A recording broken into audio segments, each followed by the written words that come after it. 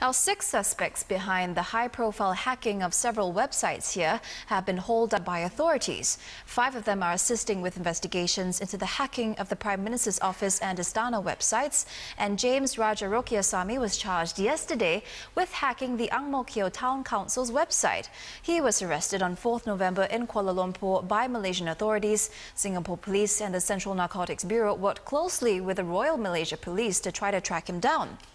The Home Affairs Ministry says that much effort and resources went into tracing these persons. But given that hacking is often a transnational issue, how far do our laws in Singapore go in protecting us? And what recourse do companies have if they are victims of cybercrime? So we have in studio today Rosemary Lee. She's counsel at Pinsent Mason. So Rosemary, thank you very much for coming in today. Sure.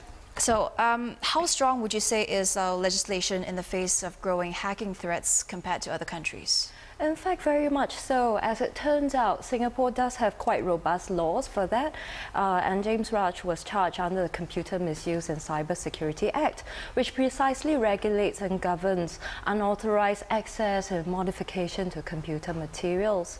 And just earlier this year, in fact, Singapore made modifications to this law to actually bolster and allow the Home Minister to take preemptive measures against any cyber threats affecting essential services in Singapore, such as communications, public utilities and so forth, affecting national security and defence. So I think we are quite well placed here in Singapore. So you think it's robust enough? Yes, that's right.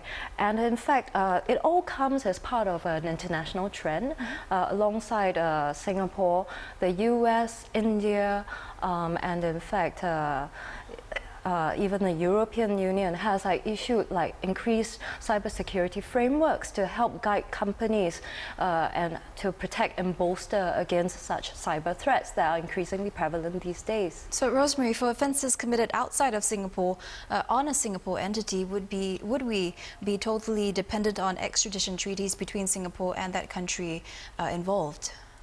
It's an interesting one because, as it turns out, our Singapore Computer Misuse and Cyber Security Act does actually have extraterritorial coverage, which does mean that even if an offence is committed outside of Singapore, impacting on a Singapore website, the long reach of law actually extends to capture, as you can see in the recent case.